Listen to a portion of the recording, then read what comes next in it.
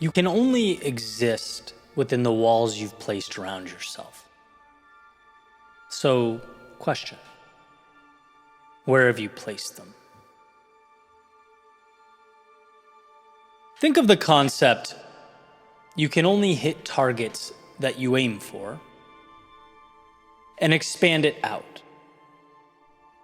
Because my point here is you can only exist in the plane that you have deemed to be real for you, that you have decided is reality. And if we think about that just on a common sense basis, it's pretty apparent, right? People don't do things that stretch beyond their perceived identity. If I don't think I'm capable of accumulating wealth, for example, I'm simply not going to do the things or take the necessary steps required to accumulate wealth. Why would I? If I don't think I can help or add value to others, I'm not going to do things in an attempt to help or add value to others. Using that example, that stuff would exist on the other side of those walls I've placed around myself. That's why deciding what those targets are is so important. Deciding what's real matters. Because if you set the scope too small, if your reality is void of all possibility and imagination, even if you win, you've conceded too much. The premise you've been basing your entire existence and your decisions on is so limited that you can win there and still lose overall, still leave everything on the table. And there's, a ton of examples of this. I commonly hear people refer to it with their work. I'm not crazy about what I'm doing, but how do I fix it? How do I learn to like this job? How do I exceed expectations in my role? How do I get a promotion so that I can bring in more income? All valid questions, certainly valuable questions, if it's where you should be. And I can tell you, I remember asking those same questions to myself, and the conclusion I finally came to was, no, what you need exists on the other side of those walls. In this part of your life, it's critical that you move beyond those parameters. That's not what lights a fire in everyone, but it's what lit a fire in me. I was asking the wrong questions, right? It was go over there and start your own business, start your own journey, start sharing the things you want to share. It's what Alex Hormozi refers to as playing a different game altogether. And it's kind of a weird concept to grasp, that you can win the game you're playing and still end up losing, because you never thought to look for more. You never ventured to peer out over what was directly in front of you. This is a matter of self-reflection at its finest. Because you'd never see those walls unless you really took the time to think about it, to be alone with yourself and ask those questions. It's the fun what-ifs. What if I stopped doing those things I don't like and started doing what I love? What if I didn't accept this as what I have to do and instead took a different path altogether? What if I was capable of playing a different game? And what we find is that we're capable of some pretty incredible transformations. We're capable of taking what matters out of a less than ideal environment and recreating it somewhere that is ideal, that is conducive to our success in our growth and our evolution and our contentment. Instead of conceding so much and asking so few questions, why accept those limitations? So again, I ask, where have you built your walls and why? And what if you push them back? Like lines in the sand meant to be redrawn. See, perhaps the income coming in is a direct result of you feeling like, hey, that's just what I make. Perhaps your fitness level is the result of you thinking, that's just how I am. Perhaps your friends and the people you surround yourself with are a result of you saying, "It's just who I know." But there comes a point when new targets must be set and new lines drawn. At least if any type of evolution is going to occur. You don't have to perpetually navigate the revenue streams, fitness levels, and friend groups you have now. You can play a different game. Again, it's not always asking, how do I live within these walls? Exist within these circumstances? Sometimes the question is, how do I step into a new arena entirely?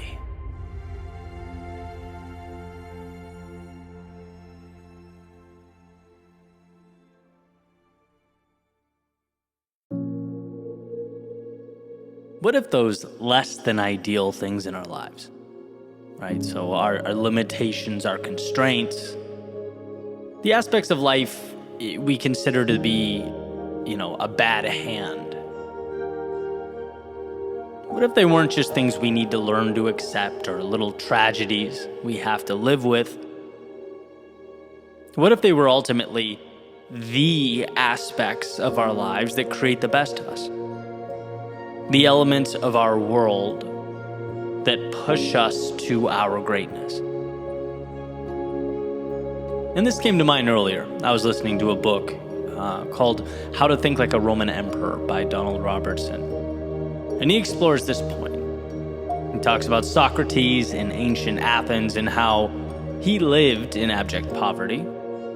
How, according to the standards of ancient Athens, was not an attractive person by any means. Just seemed to have a lot working against him. And the question that's posed is whether these exact circumstances ultimately created the man that became one of the most important thinkers in history. He implies that his reality and his surroundings shaped his worldview, so it only makes sense for one to conclude that all of it contributed to the life he lived. If Socrates was born wealthy and attractive and all these things, could he have become the man that he became? Probably not. And the reason I love this is because, to put it simply, it reframes those less than ideal circumstances in our lives. Whether it is a personal trait we have no control over or an occurrence we deal with. It's understanding that a lack of ability in one area helps guide us to that spot where we can thrive. A disappointment we encounter helps us regroup and make our way to the thing that is ultimately best. The less than ideal, the things that at surface level seem bad or problematic, they're always working for us to push us towards our contentment and our growth, to our greatness. I can say on my end, it was the turbulence I experienced in my life that created that sense of curiosity for me. It was a lack of understanding that pushed me to write about life, explore the hardships we face, and the resilience of the human spirit through it all. There's a pretty famous Stoic idea that states, we can't often control what happens, but we can always control how we respond to what happens. And there lies the power in the understanding that when one door closes, as the saying goes, you are pushed closer to the one that will open for you. You have to decide whether you will find it within yourself to open it. Or will you focus on the lack, the gap, what's not there, what you don't have, what went wrong? See, all those things, the things that most people use as their reason to stop or quit or not go, they can be the reason you lose, or they can be the very reason you win. You find a way. But that means moving forward, trusting there is good to be had, understanding that everything that goes creates space for what truly needs to be there. I understand it's common, right? But it's not just a cliche that adversity creates us, that difficult times shape us. Why? Because we are transformed by the bad and the difficult, and that which in the moment does not seem ideal. Because they force us to move further into what we were meant to do and who we were meant to be. Just like Socrates was created from his adverse situation, his brilliance derived from his circumstance, your greatness will be derived from yours.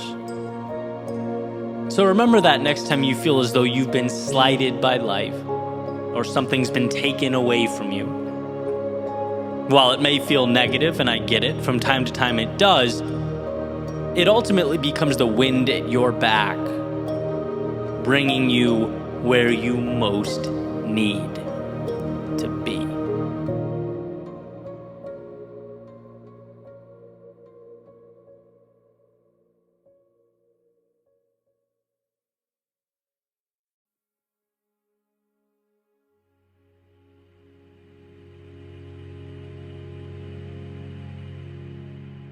There has to come a time when it's now or never,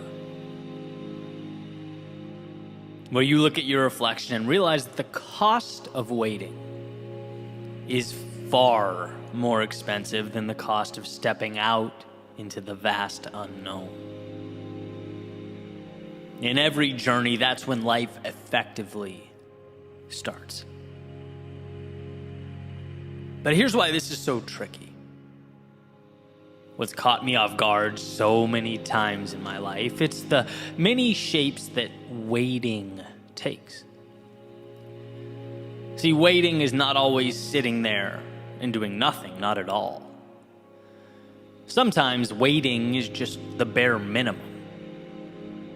It's moving forward so slightly and so slowly that you can essentially trick yourself into thinking that you're progressing, into thinking you're making it happen. When if you really stopped and looked, if you were honest with yourself, if you really took a second to review, to analyze, you'd see that you're leaving almost everything on the table. You're not creating progress, you're dancing with the idea of progress. Sometimes waiting can mean just going fast enough to not have to look at the fear you're hiding behind. That's reality, right? I think it's a very normal thing, but I also think life is too short for normalcy. I think we can do better than normal. And I believe with all my heart and soul that the world has for us the spectacular. Sitting there on the top shelf, waiting for those who can acquire the self-belief and the awareness to reach out and grab it. And how crazy a thought to realize that we could have been sitting next to the very thing we've needed for days, months, years, but never taught ourselves to extend our hands and reach. When I look back, the most important moments in my life were not tangible acquisition. And see the flashy things that try and capture our attention, right? The money, the condos, even social media growth, business growth, whatever it is you're working towards. Right? Those things are wonderful. They are benchmarks that hopefully align with your North Star, but they are not the difference makers. Not at all, right? They were the byproduct of what really mattered. They weren't the moments that moved the needle. My greatest moments were mental shifts, cognitive transformations. That's why I do this for a living. I see how much can change when we step back and look at life just a little differently. It was my realizing that I was demanding too little of myself. That the world won't see greatness in me until I see it in me. That shift that pushed me to demand more of myself, seek bigger challenges, value my work to a greater extent, charge more for my services. And that mental shift is what made some of those externalities possible. It's realizing that if you want it, more is on the table. That yesterday doesn't define you. That it's never too late to begin again. That everything you need, you have, right? These are the ideas that truly change lives. They make the difference. And if we don't become aware of these things, we leave them in the rear view. We walk right by them. In other words, the most important moments of my life were when someone or something shook me and effectively said, hey, look around you. If this is what you want, fine, enjoy, right? But for your information, there is more out there. And if you step up just a little, if you do just a little more, if you pivot and come at this thing a little bit differently, you will further that reach. You'll create another ripple effect that will transform your life. But we must stop and look around. A good friend of mine, and this is just the other day, right? We're having lunch, we're talking about marketing, and we always joke that marketing is just a part of the business that I don't particularly enjoy, right? Necessary, but not my favorite. And we're going through kind of different strategies, ideas, and he presents one, and I say something like, I don't need to do that. It seems a little over the top. And unfiltered, he goes, man, you're hurting your reach. Like, what good is that metaphorical restaurant that's not on anyone's radar? You're going to be the best pizza shop that no one knows about. And it just kind of hit me, right? It's like, man, I needed to see that differently. Maybe there's room to be a little more aggressive. Again, one example of many. And not every time is the idea or opportunity the right one or necessary one, right? But at least you stopped. At least you thought about it. At least you contrasted where you are with the potential upside of doing something differently. That is where we leave opportunity on the table. We most often, myself included, paint regret as this, the result of this blatant walking away from something. A deliberate declaration, sort of a, oh no, I'm not doing that, no way.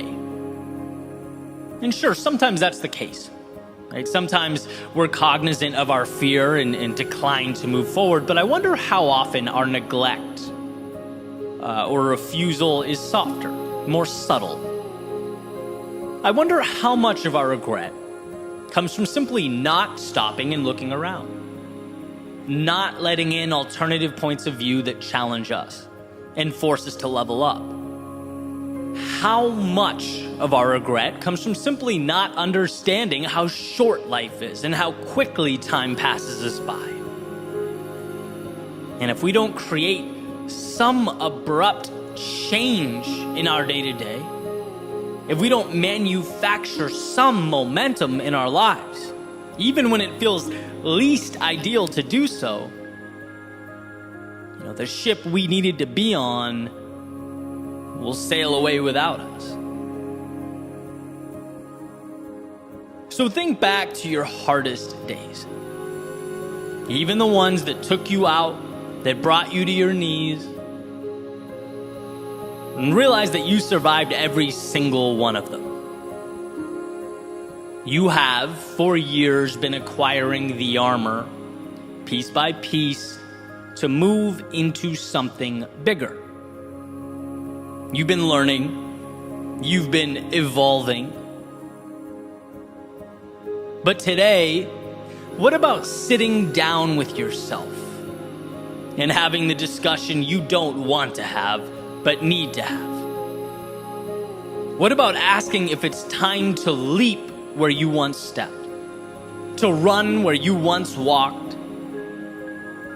What about taking a good look around and asking why you're living in ways that don't serve you? Why you're conceding so much of what matters? Again, the evolution you want and need is there. It's always there, and that's the key takeaway here. It will always exist. But the question is, will your commitment to stop, to think, and to reach for it be there? Years from now, looking back, I think we'll find that our willingness to ask those questions mattered more than we could have ever imagined. That silence often implies the lack of adversity needed to evolve. Because the reality you want, it doesn't come to you. You must go to it.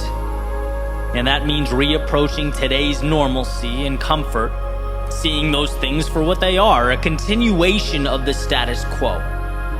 Nothing changes until you change. So take a look around, examine those pillars holding up your worldview. Not once, but over and over again. And if one, many, or all of them must be knocked down, then so be it. The point here is that you can build. The point here is that life happens on your terms, whether you realize it or not. That doing nothing is accepting what things are. It's a head nod and a thumbs up to reality as is. So again, ask yourself what you want out of life. And if you are missing that mark, tear down what must be torn down. It might be hard now. It might hurt now. It might be uncomfortable now, but when you're eventually standing upon an existence that aligns with who you are and what you want, you'll see how necessary it all was. How it was there the whole time. And thank God you found it within yourself to reach out and take it.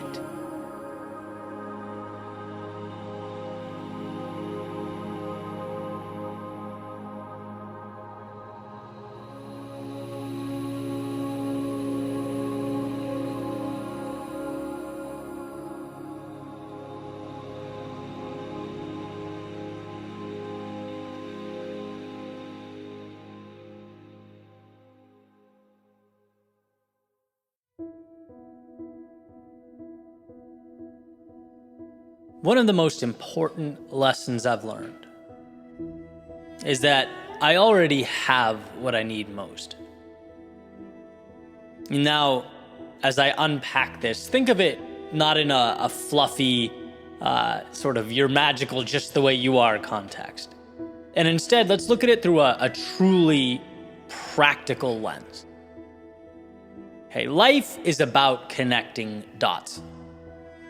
And I personally believe there's a way to make almost anything happen. You just need to figure out what dots have to be connected to get there. And, even if this message isn't true 100% of the time, me believing in it, believing it so, has pushed me to find ways to succeed when I otherwise would have walked away. To me, it's a 100% value add. So, let's dive in. Let's say you're currently going through a rut in life, just not feeling good about yourself, how things are. Okay, we've all been there in some capacity. You might think about your ideal life and think, well, I have none of that. I have none of those things. I'm not any of those things, right? That's just a different world altogether. And when you look at it in one giant leap like that, you're correct. But again, your job is not to wake up tomorrow and be perfect. Open your eyes and be a god or goddess. Jump out of bed with a PhD and have your life all figured out, right? No, there's none of that. Your job and this is the point here, is to simply connect dots from one little thing to the next. So again, you're stuck. Let's say theoretically, the road to something better starts with energy, having to feel good, right? Otherwise, doing anything is difficult.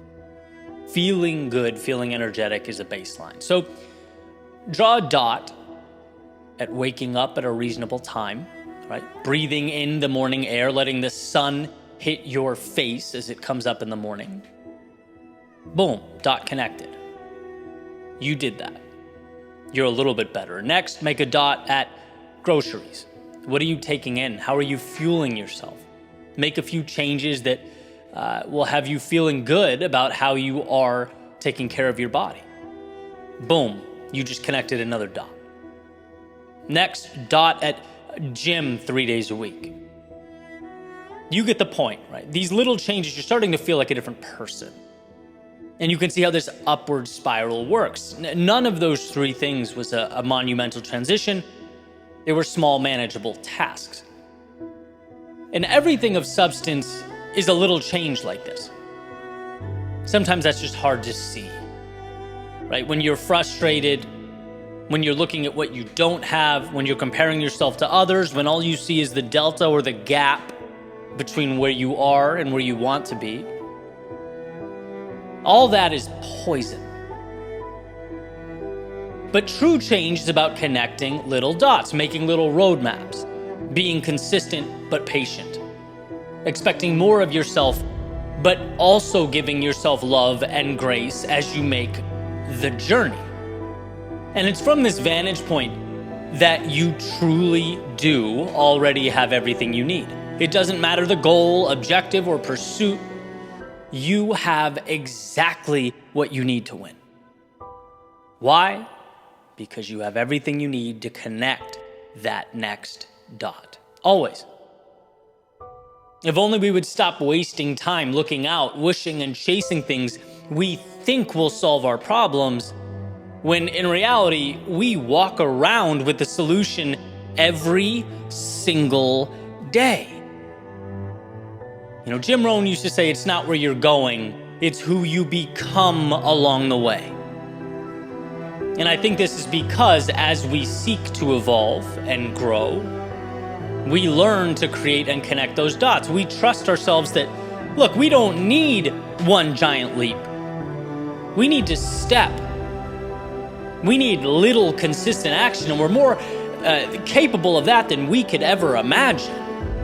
And I'll get personal for a second. A goal of mine, I want to be one of the most impactful thinkers and orators of our generation. That invigorates me. It also is a lot, right? Even saying it feels like a lot. As the words come out of my mouth, it feels pretentious, right? Who am I to categorize myself with the best of the best? The nerve, right? But I believe it. And I believe it wholeheartedly to the point that I've bet my life on it. Why? Because I don't need to wake up tomorrow and write like Ralph Waldo Emerson or speak like MLK. I don't need to think like Nietzsche or inspire like Churchill. Nope, not tomorrow. I just need to keep creating those little dots that will bring me closer and closer. I need to find ways to connect them in real time, one day at a time, one dot at a time, and I will do that. And the best part, so can you. I'm not special. No, not in this regard. What am I? I'm a decade into connecting dots. A decade into understanding that I have everything I need to take one step and another and another. And my friend, you are capable of the same. So understand that strange dichotomy of thinking big and small simultaneously.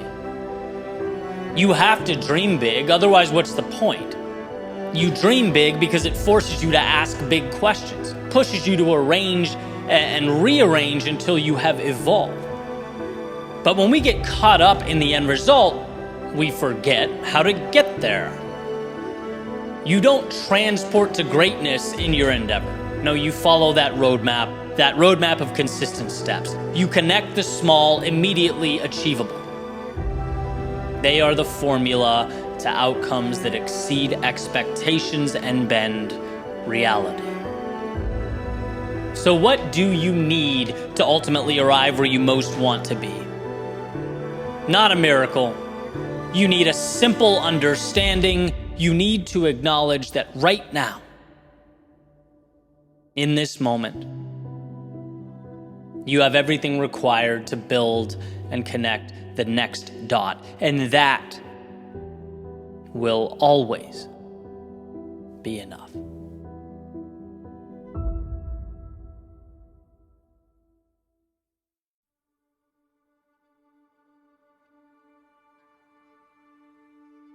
Not too long ago, I shared a few thoughts related to Stoicism with one of the most important messages in my eyes being, you can't always help how you feel.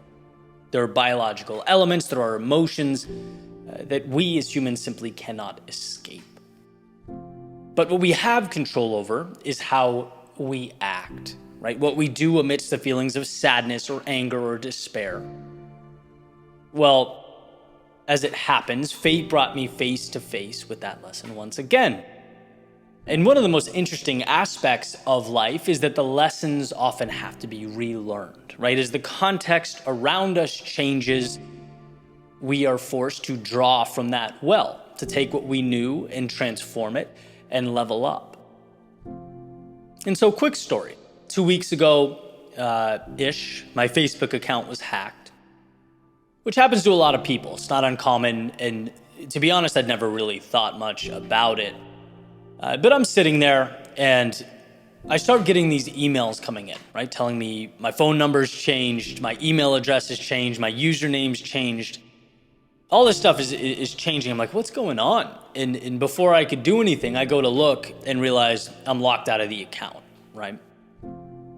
Then I go from my personal page to my business page, where I share thoughts like these episodes, videos, writings, and basically, stuff I've been working on for years, and I realize I'm locked out of there as well. So whoever has the account is now operating it, and for whatever reason, posting like spammy images and videos, replying to people pretending to be me. And there's just nothing I could do, right? I'm just locked out watching this happen. And when I say I felt angry, it's probably an understatement. I was surprised at how furious I was. It was a rage that I wouldn't have anticipated in a million years. I could not help it. And, maybe it was vulnerability, right? That feeling of helplessness that some stranger had access to, around 100,000 people that trust me.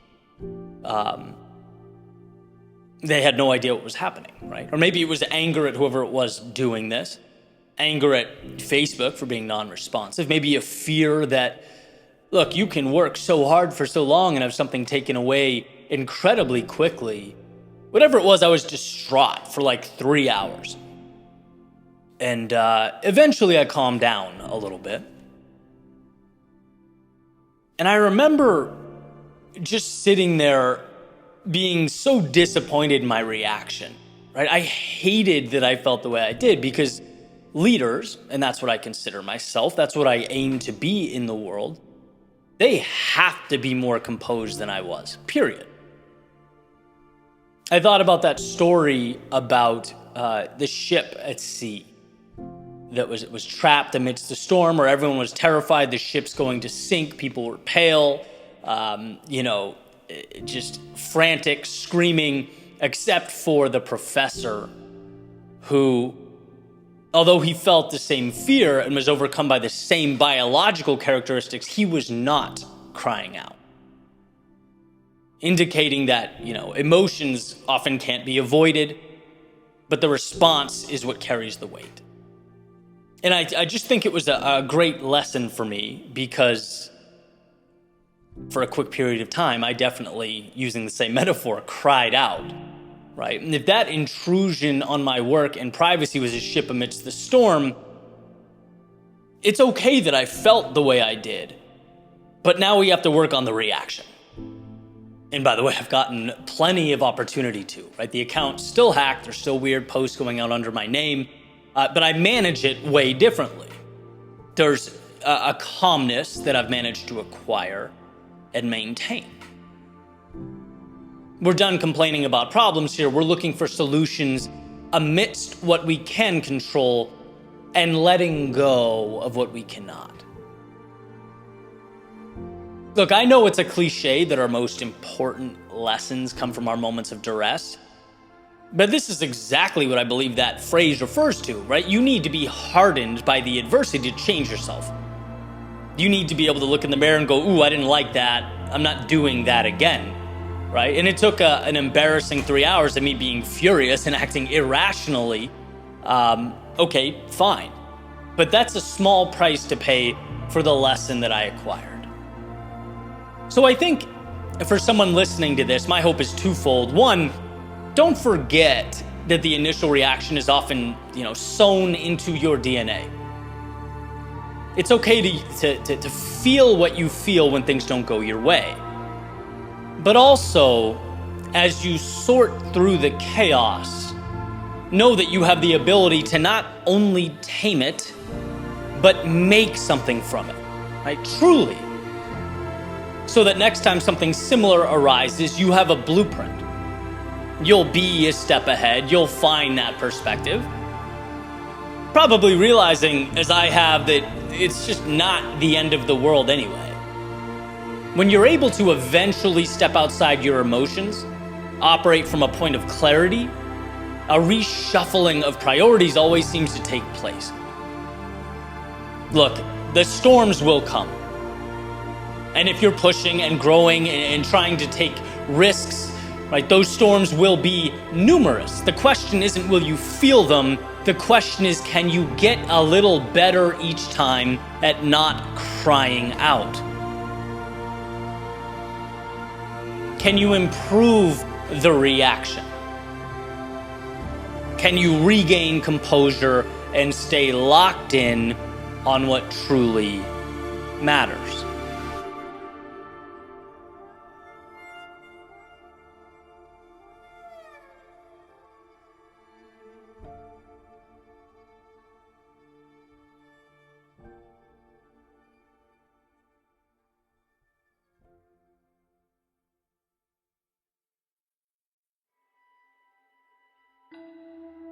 You can salvage the day. You can salvage the week, the month, the year, the years. All is not lost. It's never lost. The trap is looking back and using what happened to define what will happen.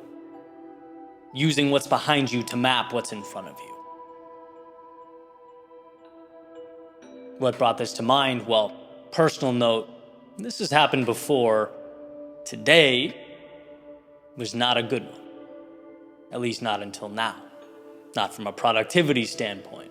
I just got back from Europe, a little jet lagged. I've never had more to do, but simultaneously done so little with my time, which is frustrating.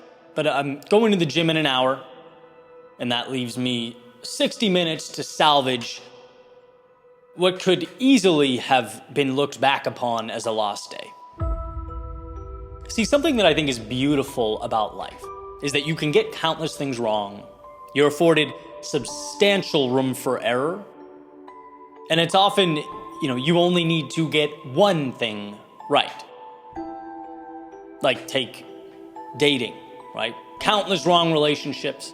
You only need one to work out, right? Entrepreneurship, ton of mistakes, lots of swings and misses. That's built into the process, but the one win can change everything. Or these stories, these ideas I share on social media, right? A lot of them totally miss. They resonate with me and, sometimes me alone.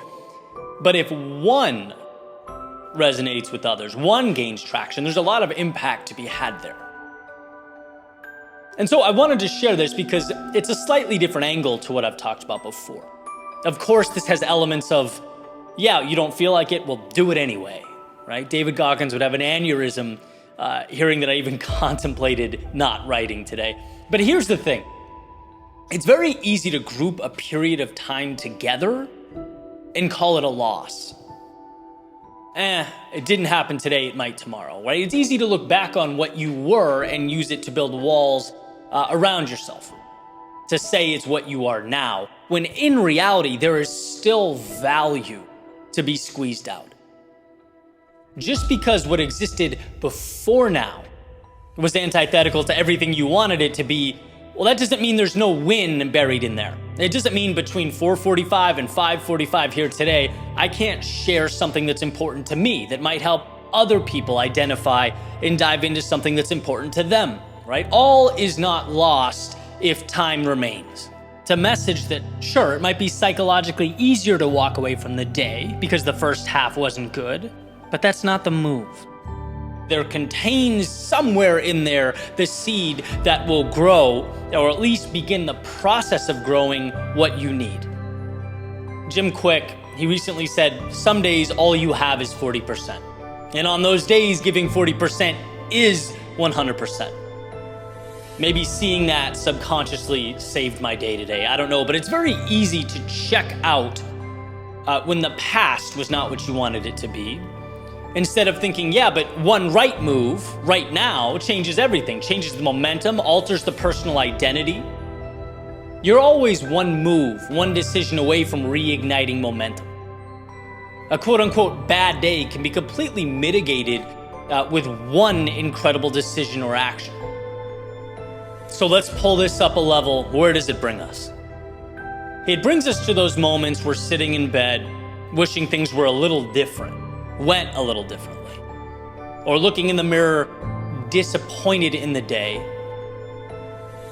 and instead of letting it define the story in totality, remembering that there's something there, maybe just one thing, one action, one decision, one move you can take to salvage what remains. There's some value you can find that will reposition your outlook on what has occurred. There is no loss here, only the win that hasn't happened yet.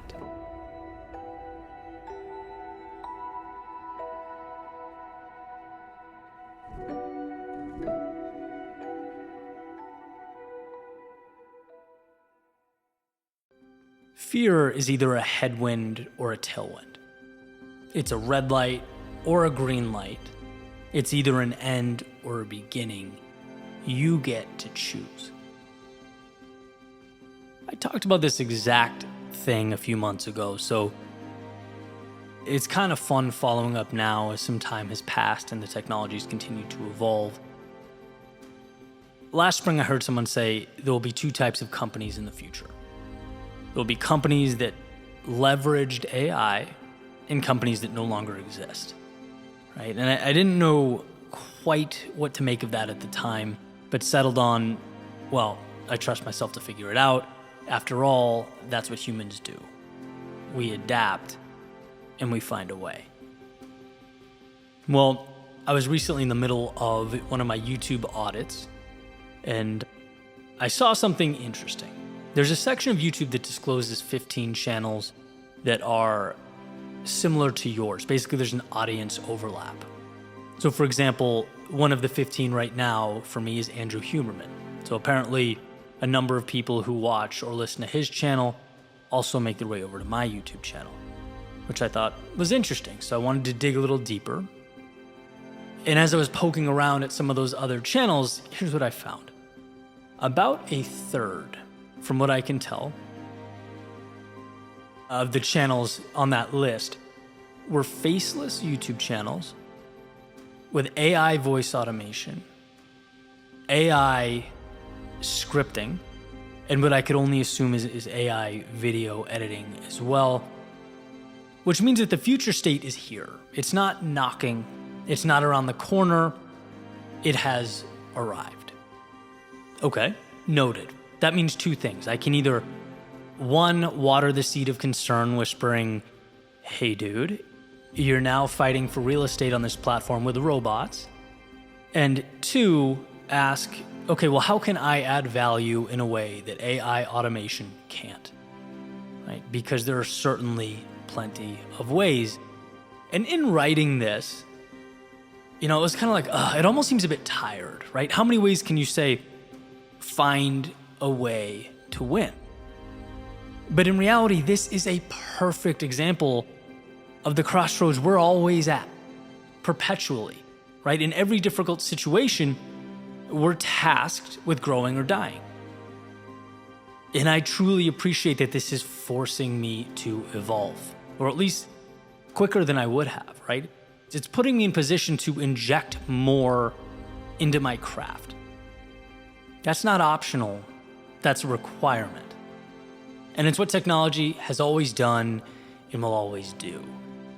I was joking around with a friend of mine who, said the same things. Like ChatGPT creates, great B- work. How do you ensure moving forward that yours is A+, right? That's the question now and will always be the question.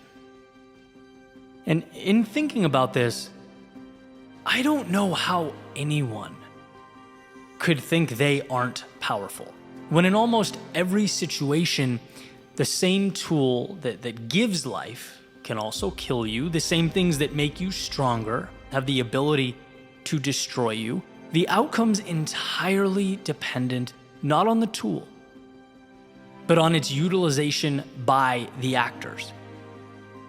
I call us artists because we all are. And the proof is in what you've made with what you have.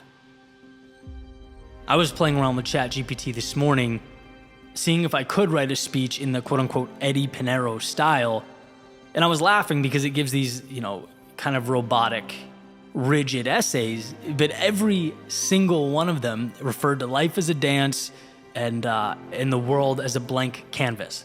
Right? I'm like, wow, I didn't realize I said that much.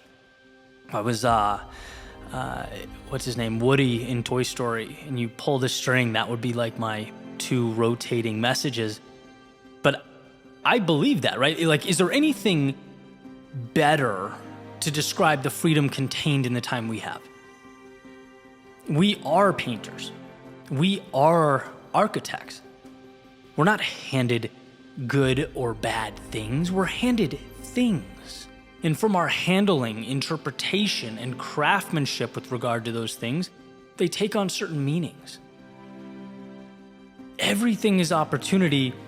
It's just waiting for us to first grant it permission to become one. When I was growing my company in the early years, right? Every once in a while, I would feel so defeated, like just tired of feeling like everything I did wasn't enough. That sort of hamster on a wheel feeling, and I'd have to figure out a way to pull myself up again and again, right? And it was always, hey, remember, this situation is not good or bad, it's just a situation. You have to take it and paint it onto your canvas. If you think it's bad, what you paint will reflect that. Everyone will seem better further along than you. The road will seem too challenging. Right? Personally, I'll take on a persona of not enough. But if I start thinking that the situation is valuable, is an opportunity, that's what will be etched into my reality. We are vehicles bringing meaning to meaningless things. And to know you have that ability can make all the difference. And so my thesis here stays the same. Technology will evolve, so will I, and so will you. But I think beyond that is an underlying truth. This isn't really about technology. It's about our willingness to adapt and make good things out of neutral, indifferent circumstances. There will always be a reason you can and a reason you can't. Or put in an artsy way, there are imaginary castles in the sky and imaginary shackles around your feet. You get to choose which to believe in.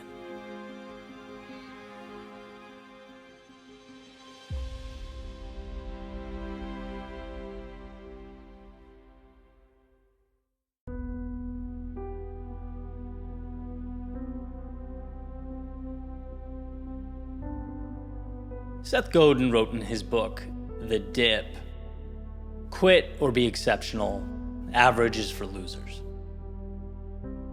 And I love this, and I love it for a few reasons. First, it calls out the fact that if we are going to live, we might as well live in pursuit of the exceptional. Why just float by? Why just stand there while time elapses around you? No, seek out the things that matter. Exist not in life's shadows, but in its fringes, where few look but the best things live. The places where most only dream of but the courageous go. Quit or be exceptional. Second, it suggests that quitting isn't always a bad thing. And context is everything here. It's a beautiful thing if it's done for the right reason. In other words, it's far better to quit the wrong thing to pursue what matters than it is to stay and immerse yourself in a lifelong dance with mediocrity. It's not that you quit, it's why you quit. I have a problem with the word quit to begin with. Stopping the wrong thing is less quitting than it is pivoting. It's evolving.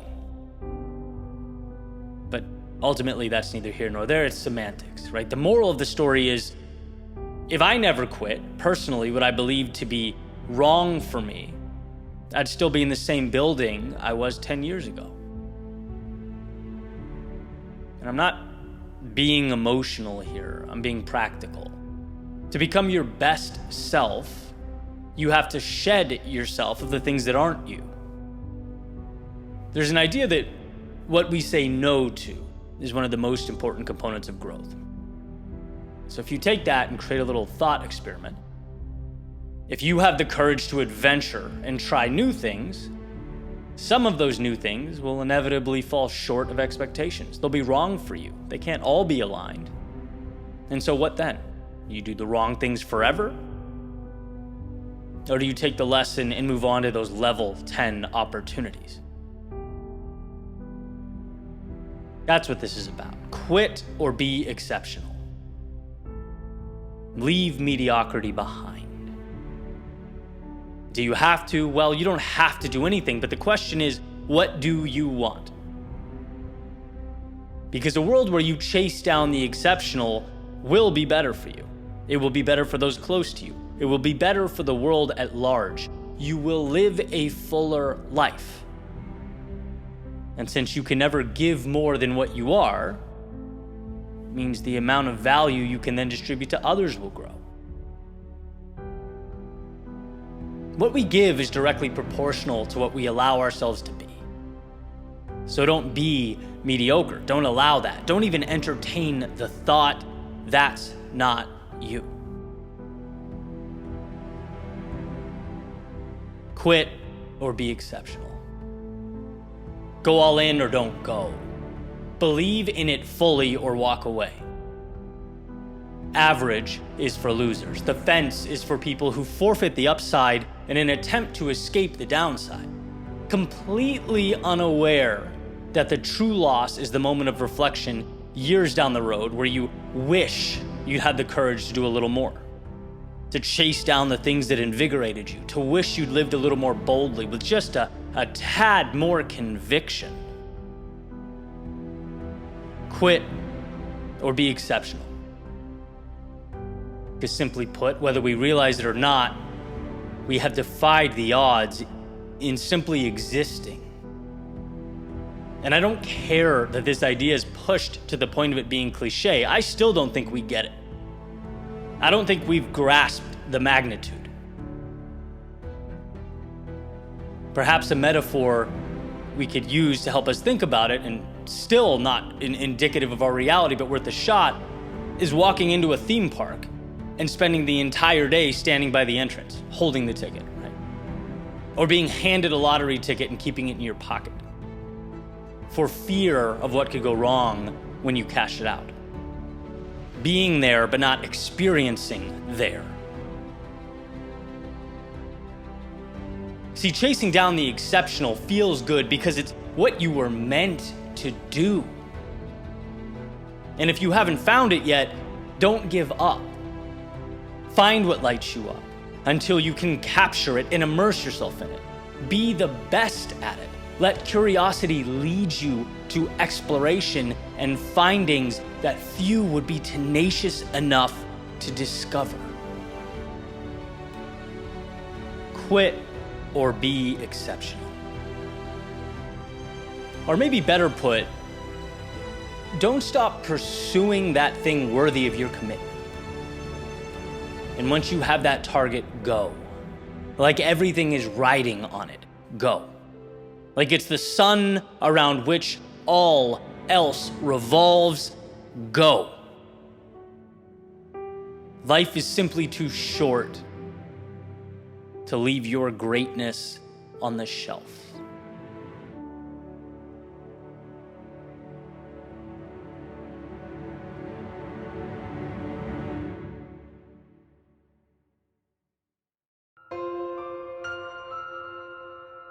So I'm going to share a life lesson with you, something that over the years has been a true game changer.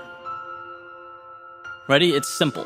It's very simple. Like most things, it's easy to understand. It's easy to comprehend. It's the implementation that's the challenge, right? But it's the idea that progress is not always a visible step forward. Growth is not always a measurable inch or mile, to feel good about, to celebrate. It's not always a tangible victory or pat on the back to smile about. Sometimes it's sidestepping. Sometimes it's stepping backwards, reminding ourselves to look up and gain perspective. Because we are always inclined to look at the immediate. That's what feels good. And this lesson says, no, there's a big picture to keep in mind. It reels us in. The big picture is what gives us purpose. It drives our happiness. That thing we want on the top of the hill, the North Star, the X on the map, that's what's sustainable. And I say it's been a game changer for me because, one of my biggest adversaries over the years has been that voice in my head, almost pleading with me to indulge in the thing that will bring that immediate result. It's money now, growth now, validation now. There's comfort there. Our minds want that satisfaction. That's why you see all those guys standing next to whiteboards saying they have the formula to make you rich tomorrow. We want tomorrow. We believe in some capacity that can be real tomorrow. But that's what tends to lead us astray. And so I've spent a lot of time reflecting over the years on how to incentivize those steps that aren't immediately impactful. There's not the flashy medal you're going to get right now, but I know that if I do it, it's going to bring me to my long-term goal. How do I incentivize that? Because, like I said, the natural inclination is to dismiss it. I'm walking laterally across the mountain so that ultimately I can find the most applicable path and ascend. And that's a scary thing. Building long-term gives you very little to immediately slap on a resume, to brag or rant about at holiday parties. There's nothing flashy to impress with, but it's believing in a long-term game, doing what most people can't, trading that certainty that you could have had for an extraordinary later. It's never a loss to do what has to be done so that you can position yourself for the future. Sometimes you have to wade through the muck, work quietly in the dark so that you can build something that you feel will have an impact. It's not a loss to step backwards to tweak the things you're not happy with. It's not a loss to explore or question or reinvent. It's true, those actions in and of themselves aren't going to put money immediately in your pockets. But if you find the discipline to see the big picture, you realize that long term, those things bring happiness, contentment, excitement, which guess what? Leads to accomplishment and progress and the financial stability that you're looking for. Chasing flashy things, chasing the immediate moment, it gets you a quick rush, a nice blast of dopamine, but it's empty. Ultimately, it's unfulfilling because nothing worth having is quick. That's life. But it's often the illusion that guides us, right? You'll never see how many auditions the 33-year-old actor went through before he was cast in a major film. You don't see that. You don't see the countless hours and shows and midnight gigs in front of 3 people that the rock star endured. You just don't. It's not celebrated. We celebrate what we see, and what I've learned is that the most important things, they're just not visible to the naked eye. And it's funny, it's like people, they're ashamed or embarrassed by the fact that they're climbing to the top of their own hill, to something truly significant to them, because the person next to them is bragging about blindly leaping 3 steps, right? And that's great. Progress is great, but unless it's taking you to where you want to be most, is it a win? I have many friends that have left 6-figure or higher jobs to podcast or create or start their own businesses. And people's first reaction is always like, wow, look what you had. Look what you're walking away from. We see scarcity. We are naturally inclined to see life through a lens of scarcity. You need to remember that. That's what we do. We establish and protect our well-being. That's why I've worked so hard to transform my thinking over the years. To look out and think, who cares what I had? Look what's out there. There are no limitations to what can be yours. If you're not on top of the world, make it happen. And I understand people are complex. Situations, they're not easy. They're intricate. Everyone's different. Everything is different. But there's a principle that's consistent. And it's that you can always improve your situation. That will never be false. To some degree, you can improve your situation. There's always opportunity. It's just what you see. A friend of mine sent me a text yesterday saying the past and the future, they're just imagination. All you have is now. Everything other than split second is the story you're deciding to tell yourself. That's it. Think about that. We're operating off what we decide is real or imaginary, possible or impossible. We're living in a world that is our own. There's no them or they or crowd, just individual people, all telling themselves some variation of a story. And so taking this back to the point, caving into that pressure, accommodating to the now so that we feel important, so that our self-worth sees that temporary spike, it neglects the opportunity. It makes us feel like we're stepping forward, that we're progressing, but in reality, are we? That voice, that pressure to conform to what will impress Richard next door, it will always be to our detriment. And it takes truly what I believe is the most pure, important aspect of life and sticks it in the closet so that we can feel like we're on par with everyone else. Now, I'll never forget starting out, and I bring this up a lot because it was one of those moments where I recognized that a huge shift was happening in my life. Went out with some friends from college, right? And one's working for a senator, one's at Goldman, one's a lawyer, and I'm thinking, well, geez, I just quit my job. But I have this really cool idea for a YouTube channel. And I just, I don't think any girls are going to be swooning over that.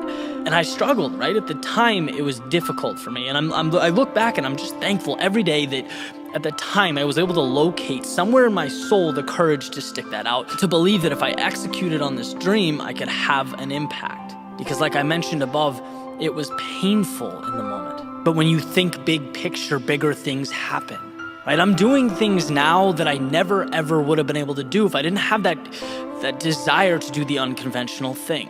If I stopped at sort of the discomfort, or if I stopped when I felt like I was losing this imaginary race to those people around me, I wouldn't have the creative flexibility that I have now. I wouldn't be able to do what I do now. I wouldn't have the people in my life that I have now. You have to earn that every single day. And it makes me wonder how many people stopped when they could have taken their own path, brought their own unique vision into existence. If they didn't retreat when they felt like they were a lone wolf, when it felt like they were losing a race that didn't exist, when they felt like their neighbors were getting ahead, or their classmates or their friends were doing the conventional thing, so they had to. They were too scared to step backwards. And I'm telling you right now, that step backwards, that ability to temporarily find yourself, to create yourself, that will mean everything. That will open doors for you that would never have existed. You never would have come across them because you would have been too scared to look for them. You have to make opportunities. Simple metaphor, gumball machine. Gumball does not come out if you don't put the quarter in and turn it. It's a price that has to be paid. Except in reality, the price is a lot higher than a quarter because we're conditioned to want to fit in. We're terrified to look like we don't know what we're doing.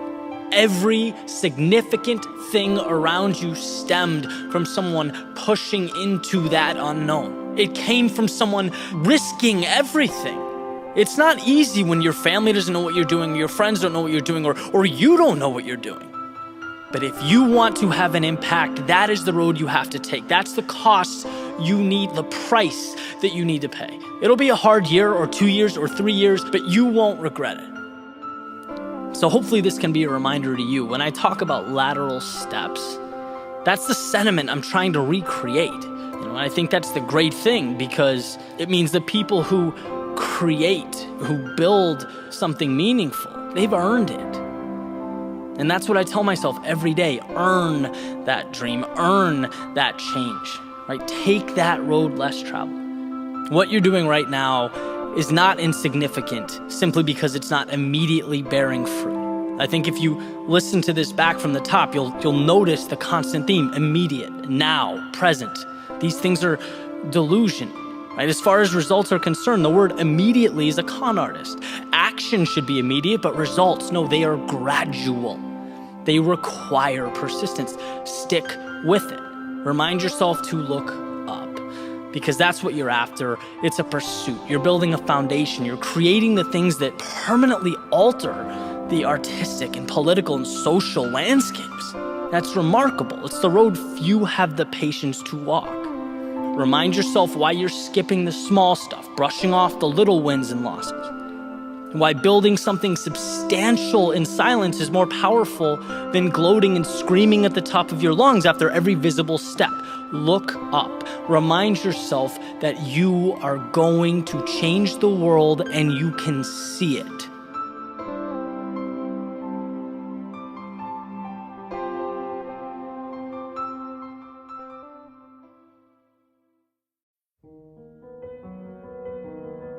Just go. Sure, things will feel strange at first, abstract at first, wrong at first. It's incredibly difficult to separate from the past. It's hard to detach from the deeply rooted biological whispering of, hey, at least you knew what to expect back there. But that whispering has preservation in mind, not happiness. And at some point, we need to stop preserving that which is not ideal, so go. The walls that once existed, they'll crumble. And this will be startling at first, shocking at first, intimidating at first. It's incredibly difficult to watch foundational structures crumble around us, especially when you know you are the one that lit the fuse. It's hard to walk away from the faint murmur stating, hey, this was your home, how dare you leave it? But those words, they have status quo in mind, not growth. And home is an idea you take with you. It's no set of parameters. Just go. The stories you told yourself, the narratives you thought were forever will prove to be nothing more than the end of an underwhelming chapter. This will feel abrupt at first, unfair at first, will leave you deeply unsatisfied at first. It's incredibly difficult to realize that happily ever afters aren't linear, they're cyclical. It's hard to walk away from the voices pleading with you not to turn the page, stating that because their realities will remain the same, so must yours. But those aren't the characters with whom you'll emerge victorious. Some movies must be recast, the setting reimagined, the hero reinvented.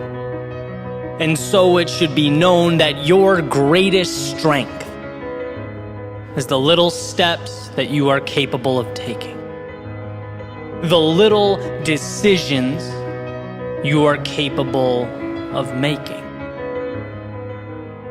And remember, safety is not safe when it keeps you from what you need.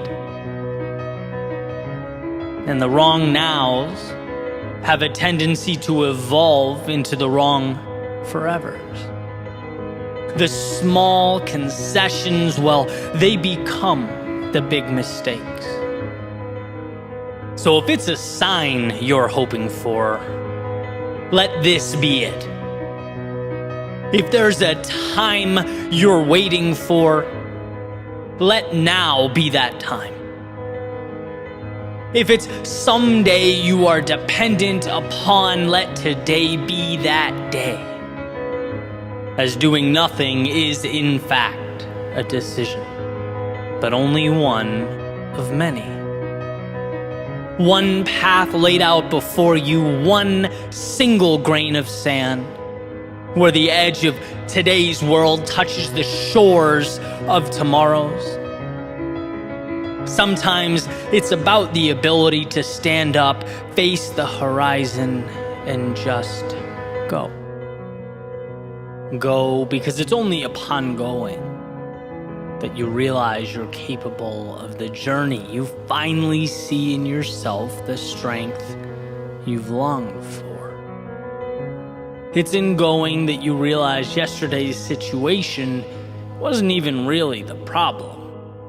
It was your fear of the unknown, of leaving that situation. It was living with the devil you knew, instead of potentially having to face the devil you didn't. That's what happened to your wings. They just felt safer tucked away.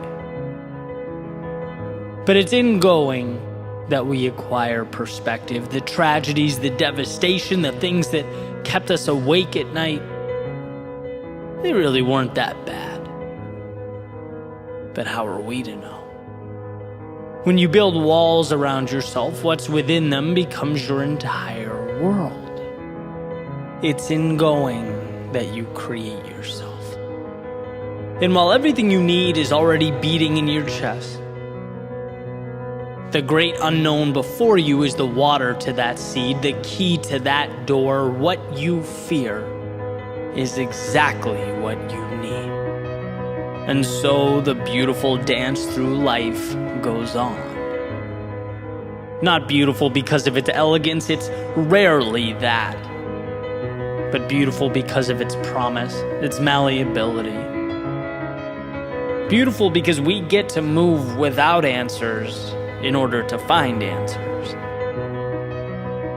Beautiful because what we become is directly proportional to what we're willing to endure. And that means that the universe doesn't judge. It doesn't know us by our failures or our mistakes, but by our courage. Our courage to face all of these things and move forward anyway. To relentlessly explore the resilience of the human spirit. An infinite light in an otherwise finite world, a bridge that is built beneath our feet in real time. And what a weight off of our shoulders to know this. We don't have to get it right. We just have to step out the door trusting that we will pick up enough pieces to put together something meaningful. We just have to go. And then the world, it opens up. Just like that. Leave the old, embrace the new. Simple, you think to yourself. Well, yeah, of course, the best things in life are always simple. Always have been, always will be. We just imagine them to be difficult.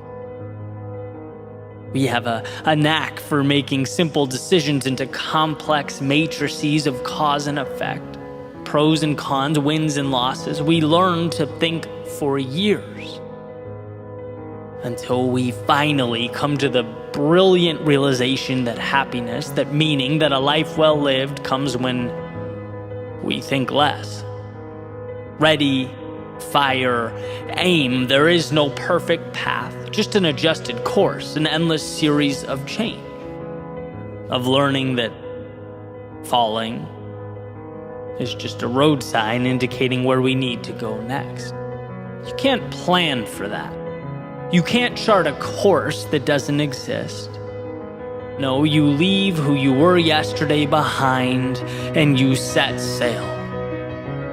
They'll ask you, where do you see yourself in 5 years? And you'll think, who knows? But not here. It couldn't be here. It must be somewhere evolved, where pieces of the world shaped your outlook and became the armor that you now wear. New game, new rules, new expectations, new people, new places. And what really changed? Well, how you view yourself. It's funny how it all works. How things come together when we look over our shoulders. Like it was meant to be. As if this had to be the way things are. No, you could very easily have stayed dreaming, looking out that window, wishing you could leave, hoping for answers that didn't exist. And so the complex now feels as simple as we meant it to. We move forward not knowing but trusting, and we look back with the sense of understanding and a confidence that was built over time. In the game of life, there are people who go and people who stay. People who build and people who don't. And I'm not saying everything will be perfect or everything will immediately snap into place. How could I? But what I am saying is that in moving forward, we pull back the curtain on the opportunity that is available to us. We move from the physical limitations of the bodies we walk around in and towards the infinite power of the mind that powers them. We become who we were always meant to be. How do we know what that is? Well, not until we look over our shoulders, of course. So go. Go make your mistakes. Go learn your lessons. Feel your moments of pain and your moments of bliss. Your times of doubt and your times of certainty. Because in doing so, you will have done the very thing so few people get to do with their limited time on this planet. Truly live. So go. Just go.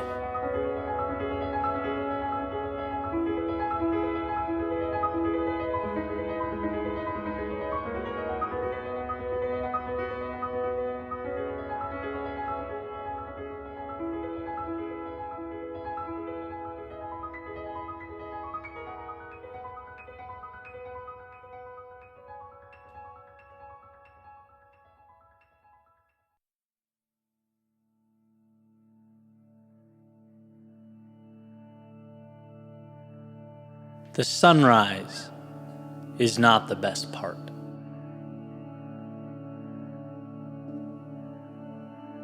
I want to explain something I've tried to articulate over the years, but at least in my mind, have never quite captured how I feel or what I mean. Because I think it's important. Now, a tad trivial, or could be seen that way. In fact, I picture one of those memes where the top says nobody, and the bottom would say Eddie screaming about the sunrise for 10 years. Whereas a buddy of mine recently said, a bird flies over my right shoulder and I want to go home and write a novel about it. But, truth be told, there's beauty in the mundane. And I think when looked at correctly, some of our greatest lessons about ourselves, about the world, and about how those two things often aren't as different as we might be inclined to think, shine through. So we're going at this again, one more time. The beginning, 4 a.m., I couldn't sleep last night. So I got up, I got dressed, went to the Dunkin' Donuts drive-thru around the corner, and I was sitting there right as it opened at 5:30. Got my French vanilla coffee and headed to the beach to see night turn to day. And here's an interesting thing. If you were to search Sunrise Pompano Beach on that particular day, it would have told you 6:28 a.m. I got to the beach around 5:40.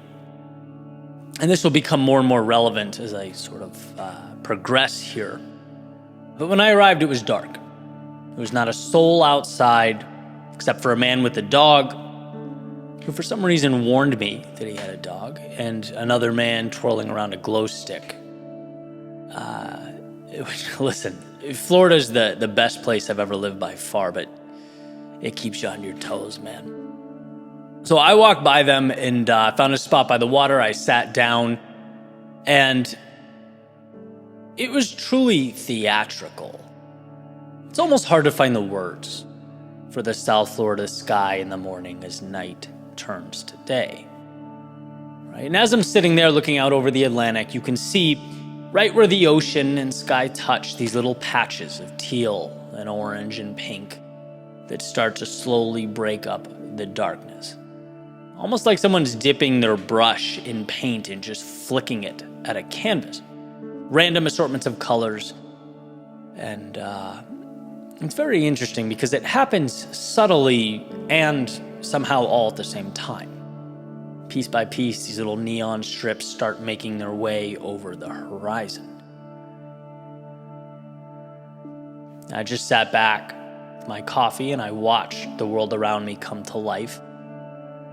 Birds start flying over the water.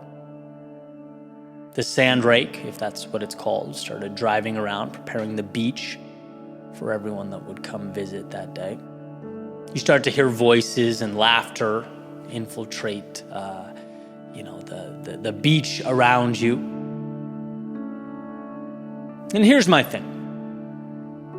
Here is that thought that I truly feel is important, but have a hard time with the why. It's how people show up at 6:15 and make their way to the sand to watch the sun come up. Obviously, understandable. It is an incredible sight. To see that giant ball of fire emerge in the distance, seemingly make its way up into the sky, I get it.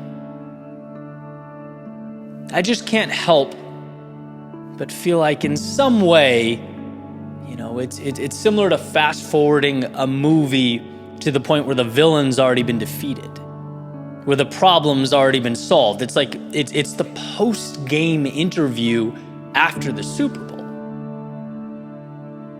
The magic in my eyes is the before.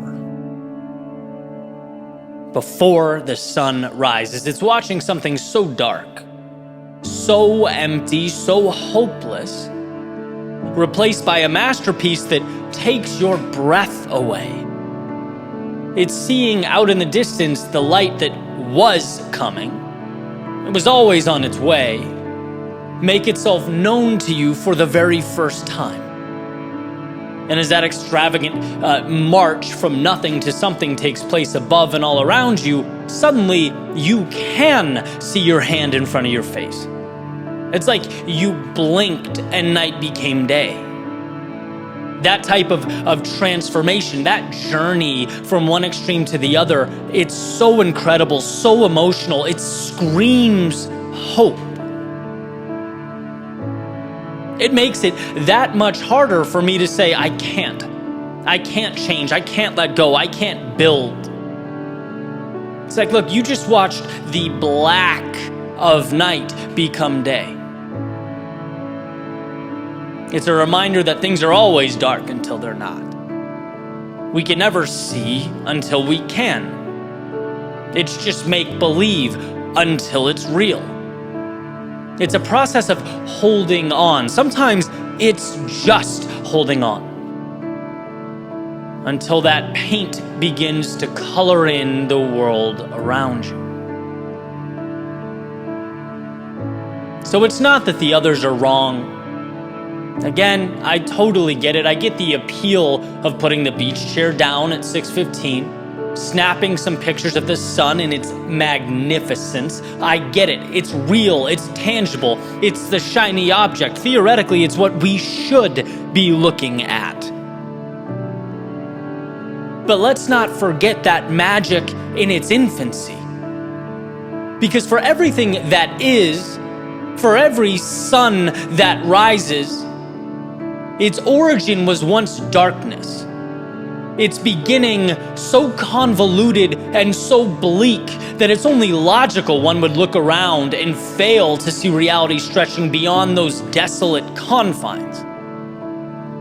The world seems to like pointing out the shiny things and the obvious spectacles. But if you ask me, the power precedes that sun rising. The power is navigating through nothing, knowing that things will not only be different, but that a light show is soon to emerge. That the line between possible and impossible, between heaven and hell, is showing up. It's settling in and hanging on as the darkness fades and gives way to morning. It certainly reminds me to hold on. It reminds me that amidst every storm, I'm living moments that, when zoomed out, comprise the masterpiece. It reminds me to hold on, to find color, to see the beauty, to appreciate the journey, because the sunrise is not the best part.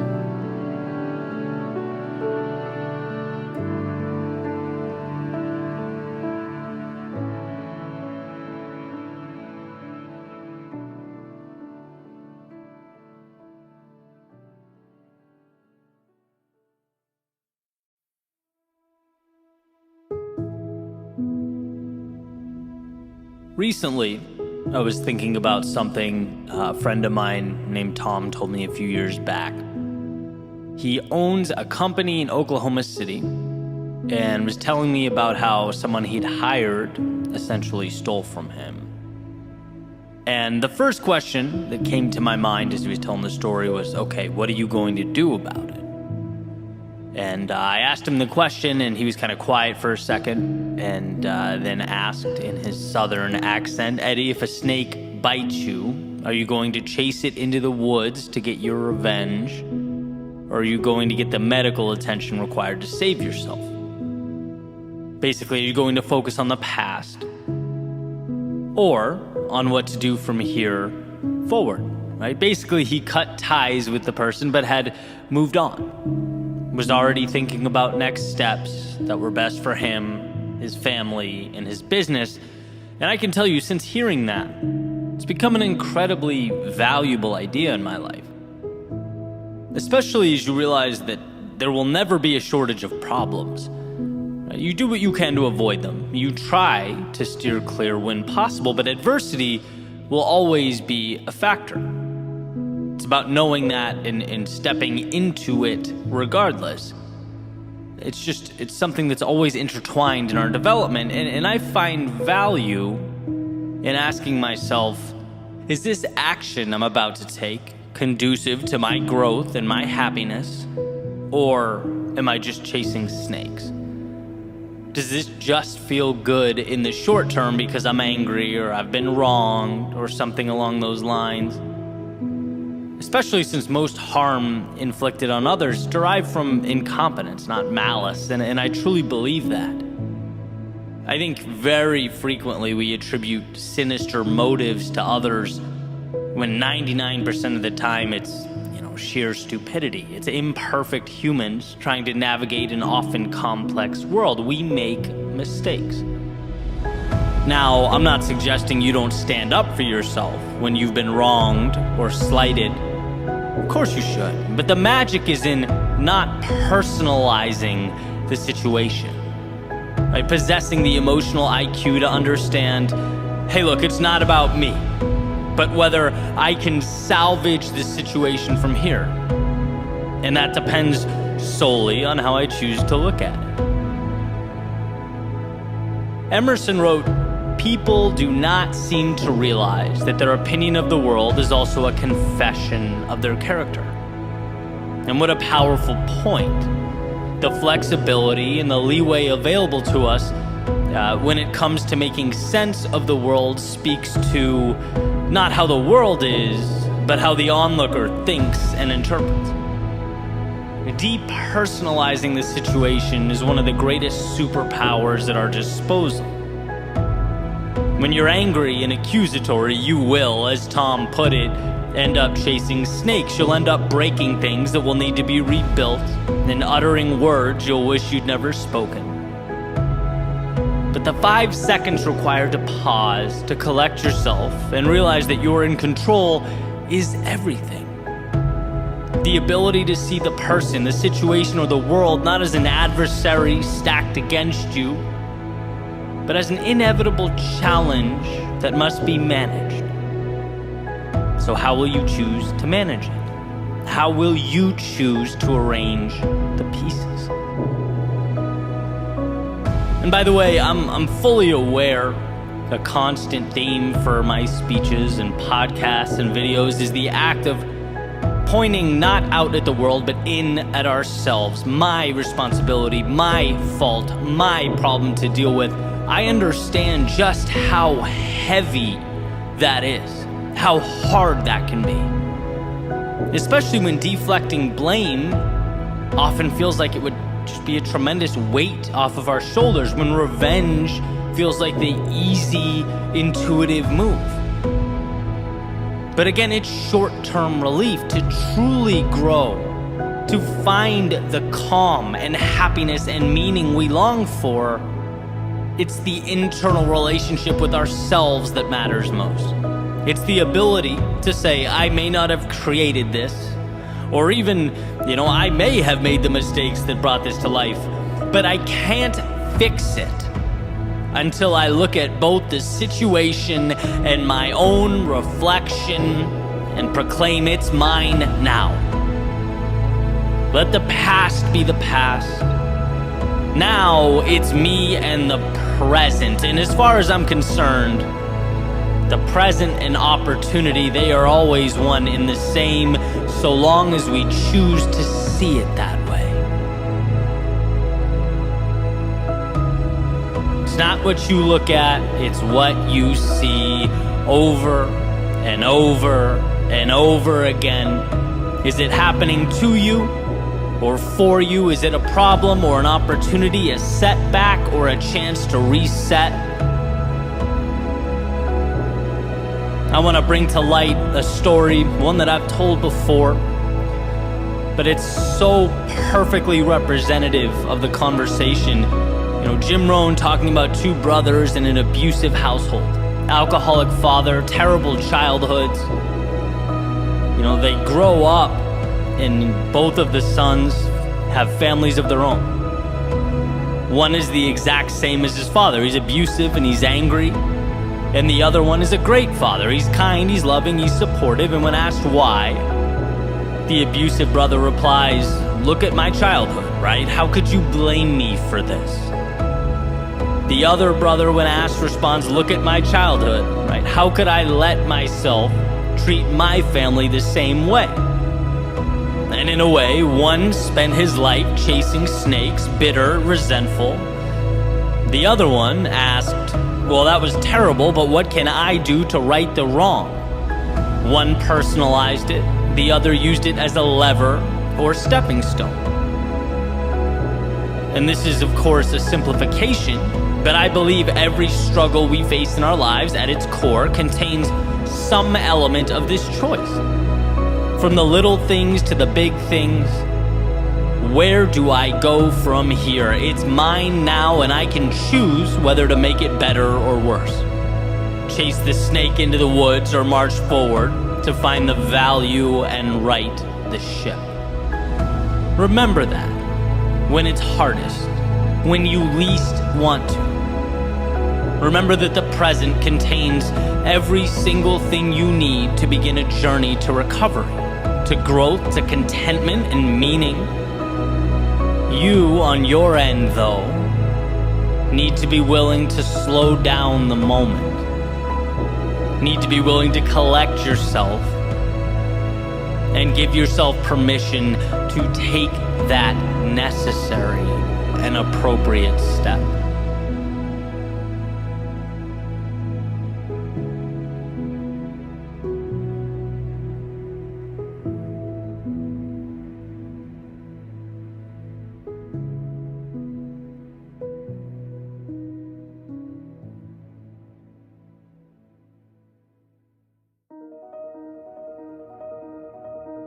Normality is a paved road. It's comfortable to walk, but no flowers grow. Vincent van Gogh. What is normality? Well, according to the dictionary, normal is the usual, average, or typical state or condition. Common. Normal is also a decision. There's a quote by Robin Sharma, and I've looked to this for years. It states, if you want what the 5% have, you need to be willing to do what only the 5% are willing to do. What they obtain is not, definitionally speaking, normal. It's uncommon. And what they do to arrive at that outcome is also uncommon. They play by a different set of rules, and in doing so end up with an entirely different outcome than most. To put it simply, we arrive at normal when our effort level is normal. You put in normal hours or give average effort at work, most likely your results, career progress, compensation will be normal. You pay moderate attention to your fitness, your health, well, your level of physical fitness will be normal. You dedicate typical levels of effort to your relationships will be normal. Not terrible, but not remarkable. Right? And I'm sure you get the idea here, the pattern. Generally, over time, what we get starts to reflect what we gave. And here's where the self-assessment comes in, the awareness. You have to ask yourself, in pursuit of something greater, whether your actions are aligning with your goals and objectives. There's nothing so futile as telling yourself you're going to achieve miraculous, larger-than-life outcomes, and then putting in average, typical, normal effort. If normal goes in, normal comes out. And as I was thinking about this recently, as it pertains to my life, I had a little epiphany.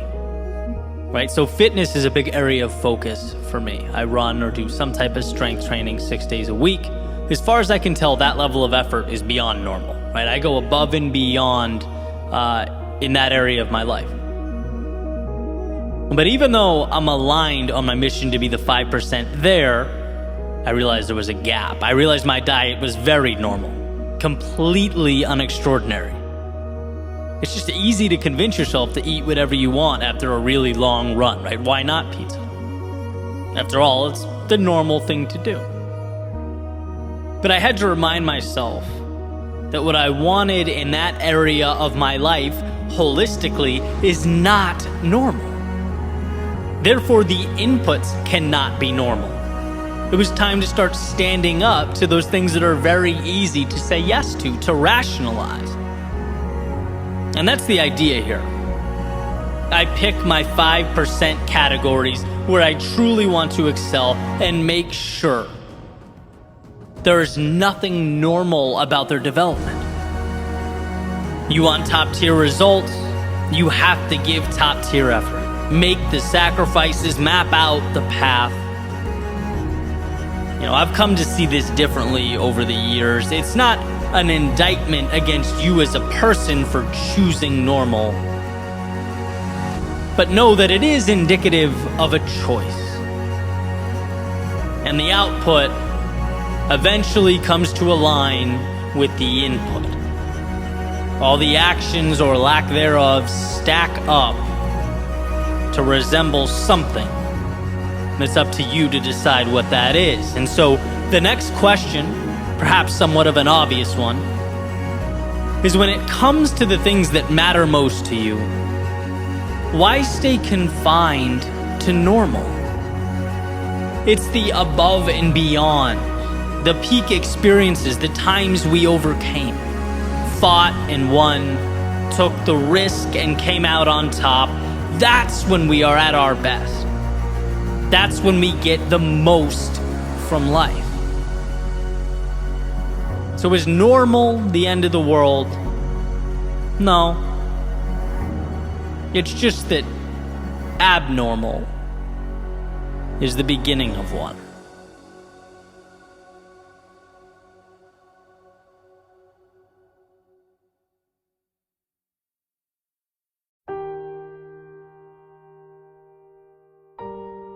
I'll never forget listening to Jim Rohn. I was taking a walk in the middle of the day. I needed to get out, decompress, rethink, realign. And this message came through my headphones. He said, "We must all suffer from one of two pains: the pain of discipline or the pain of regret. The difference is discipline weighs ounces while regret weighs tons." And I needed that. I needed that because sometimes we forget why. In the midst of the day-to-day, the trials and tribulations of life, we forget why we endure. And there's a strange dichotomy that exists. Because, you can't measure discomfort that hasn't arrived yet. You can't identify regret that hasn't materialized. Yet in a way, you have to. You have to somehow make that tangible. You have to know that sacrifices of today deliver you from the anguish of "I wish," or "if only," or "maybe I could have."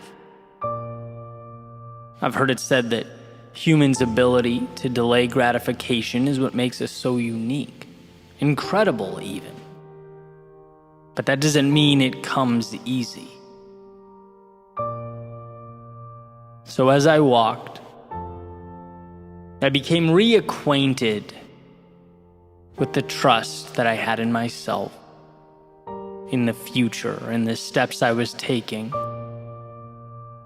It wasn't that I'd reached some grand finale, but that I gave myself permission to stop constantly expecting one.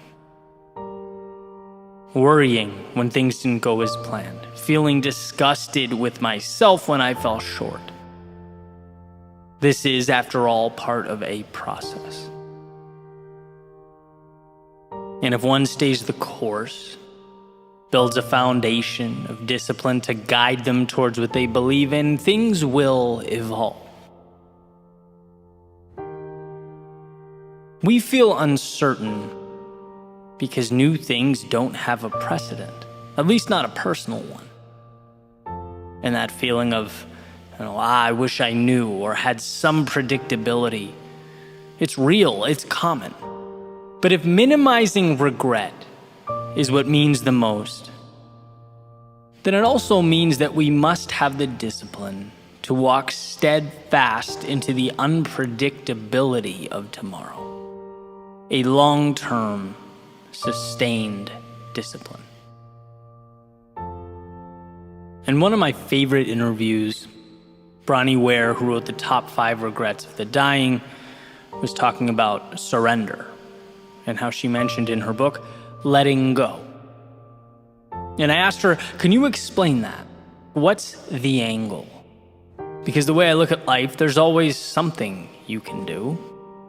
You can always improve your situation somehow. And she basically said, it's not about what you can control, what you can do. It's about putting yourself in position to live the life you want to live, and then letting go of that which you cannot control. It's about not worrying over external forces as you walk your path, because all you can do in life is walk your path. And that became the marker, or the question, am I walking my path? Right, and I look at it like this. First, a vision gives you direction, purpose, keeps you excited, injects meaning into life. Second, discipline keeps you moving, becomes the tiny steps that transport you through your pursuit of meaning. And third, trust in the process. That you are here to give everything you have to give, and then the rest, as Bronnie says, must be surrendered. But the reason I bring this up is because all of it fits together like a puzzle, like 3 pillars of a Parthenon. And when people reach out to me all the time, they're upset that they're not as disciplined as they'd like to be. And they're listening to the speeches, they're watching the videos, they're absorbing the content, trying to improve. But nothing seems to get the engine going. And I'm wondering, what is your North Star? What are you aiming for? Because as far as I'm concerned, it's impossible to be disciplined if you don't have a reason. When Jim Rohn states that the pain is in ounces now, well, there's an implicit compared to what being asked, right? Compared to that top of the mountain that you'd presumably miss out on. So if the mountaintop's not defined, you're on a fool's errand. That's why I had so much trouble with my old career, for example. It's hard to be disciplined. There's no buy-in on the purpose. Using my previous metaphor, it's little steps, sure, but towards what? If you don't know, it's only practical then to look around and ask yourself, why am I taking them? Why not go drink with my friends? Why not stream this series on Netflix until 4 a.m.? Why not skip the workout? You can listen to people on YouTube scream at you to do more and be more and try harder all day, but without that piece, it will not get you very far. A vision, the discipline to pursue it, and a trust in the process. And you could say the same with someone who might have a clear vision, a dream, a perfect idea of what they want, but never take action, right? The discipline never materializes. Makes the endeavor just as meaningless. Things don't change until you take that big picture, that vision, and you break it down into little things you can do every day. That's it. And isn't that amazing? The greatest, most influential people, from the friends and family that inspire us, to the greatest athletes and entertainers, to our greatest thinkers, creators, world leaders, all they do is a handful of things consistently every day in the direction of something that is meaningful to them. A process that has been talked about since the beginning of time. The compound effect, as Darren Hardy calls it. That breakthrough was huge for me. The realization that I don't need to leap any mountain. I just need to ascend one tiny rock at a time, and that is not a superhuman ability, that is a single decision. So here the question isn't, can you be more disciplined? Of course you can. The question is, which few things are most meaningful to you? Which will you be focusing on every day so that they expand and inject value into you and the world? And then, lastly, there is trust. Sometimes the most difficult. Seeing the unseen. Maintaining confidence in that which is unknown. An incredibly challenging expectation in an instantaneous world, a world where things are immediate, feedback is immediate. Messages are sent across the planet instantaneously. Goods and services arrive within hours. We have forgotten patience because it is disintegrating before our very eyes. We are a society of now. But the best things in life, they take time. They require that we hold up our end of the bargain and that we trust life will fall into place. Belief in a process that will come to mean more than anything that arrives in 30 seconds ever could. A vision, the discipline to pursue it, and a trust in the process.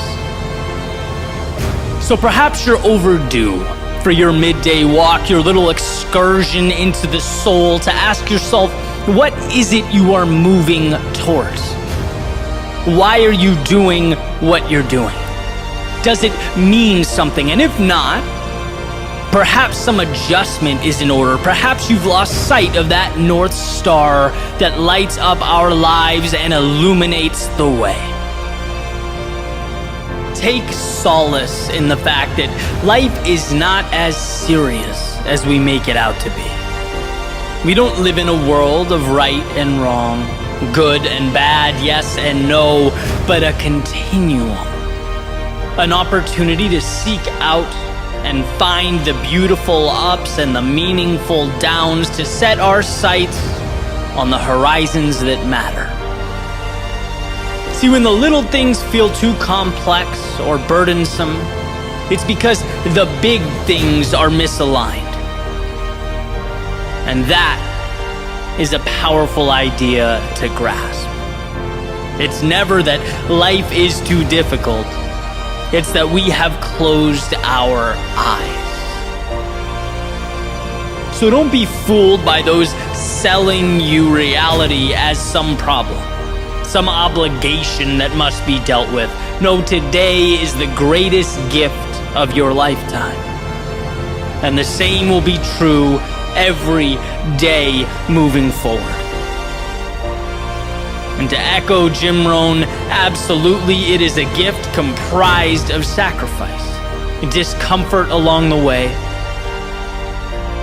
But that's a small price to pay for entry to the show, for the ability to embrace the mystery and embark upon the adventure. When you're pointed to the right North Star, well, the road, it feels less treacherous on your feet.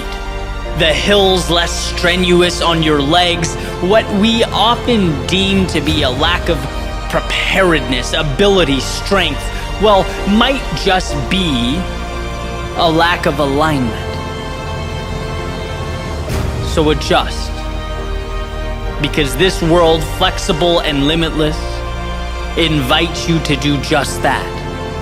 It invites you to explore until you've uncovered your vision, to pursue it like nothing else matters, to sidestep the obstacles, invert the setbacks, and lastly, to find hope when there appears to be none. To set your sails, walk your path, run your race, and surrender to that which is beyond your control. And you'll find that with a vision, with discipline, with trust in the process, there is no situation or circumstance outside the scope of what's possible for you.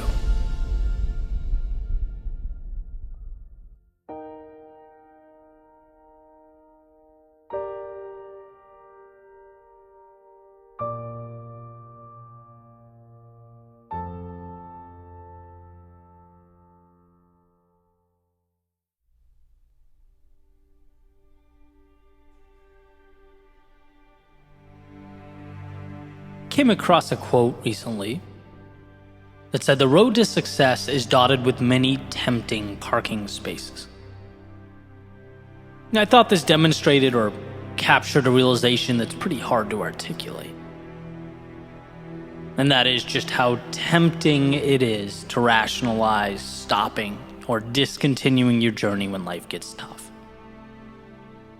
How much sense it always makes to want to call it quits when things get uncomfortable. It's like, it's not just that doing something valuable is hard. It's that it's hard, and every 3 feet there's an invitation to not have to do it anymore. There's an endless supply of exit signs and escape routes. Therefore, accomplishing a goal is simultaneously saying yes to the challenging things while also saying no to the comfortable things. It's fighting off two demons at once. The good news, though, is that you were made to do just that. You just have to change the way you internalize the process. You have to change what you see along the way. I talk a lot about perfection as the enemy. And that's something I wholeheartedly believe to be true, but I generally talk about it in the context of perfection keeping us from starting, right? I try and unveil perfection as this defense mechanism that it truly is. Oh, things aren't perfect, I'll wait. Things aren't exactly where I want them to be, then I won't go. Emphasizing that it's in going that perfection is crafted. Like a statue being chiseled from stone. You fall, you get back up, and find that in doing so, you end up with a little more clarity than you had when you started. You let the trials and tribulations of the journey refine the product. And so that's the beginning, right? That's finding the courage to start, removing the idea of perfect when really it's just our fears masked. But what about when you've already started? What about when you're underway, when you're in the midst of those trials and tribulations? Because we all know this. When you're in pain, your body wants one thing: to remove yourself from the pain. When things are uncomfortable, your default is to seek out those aforementioned parking spaces. Reprieve from the grasp of the unknown. Things aren't perfect, then I'm done here. Things feel awkward or uncomfortable or unclear, then why bother? What I want to do right now is make the argument that it's most important to continue forward when we're in these moments. It's most critical to move forward when the road is unclear and those tempting parking spaces start revealing themselves. Things are not perfect, maybe even far from perfect. And this is right about the time when we forget why we started. I've run into this in my past, right? Particularly with injuries. There was a period in my not too distant past when my ankle and shoulder were simultaneously messed up, right? So couldn't run, couldn't really do any upper body work. My physical activity really took a dive, right? So I'm a little discouraged. And sure enough, I found the eat whatever you want parking space. It's like, who cares? You're not working out. What's the point? Just focus on the business. Put a pause on all that stuff.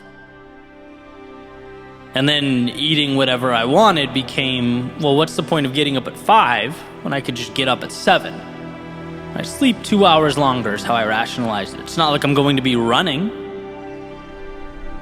And then there goes some very important alone time, thinking time, and you can see how easily the wheels sort of fall off the wagon. Not because you're a bad person or don't want the result, but because the second things stop being perfect or working the way I wanted them to, I found a parking space.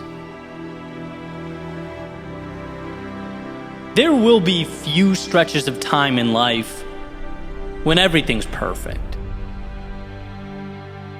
Things going exactly how you want them to, it will simply be the exception, not the rule.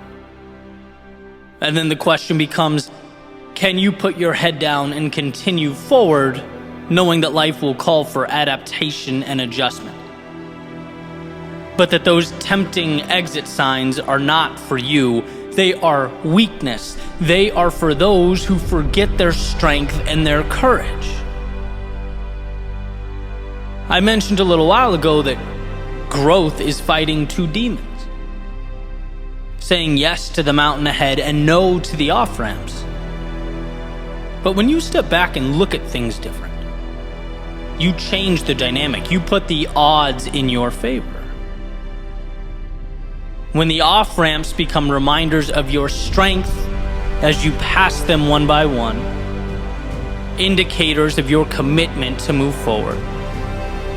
And when the mountain ahead becomes merely the way, not some giant sacrifice or monster, but merely a path, things simplify in a way that empowers you on your mission. There is no perfect or imperfect. There is adjusting when necessary and taking the next little step along the way. And using the previous example, it's like, I'm injured, okay? This will definitely be a time for adjustment.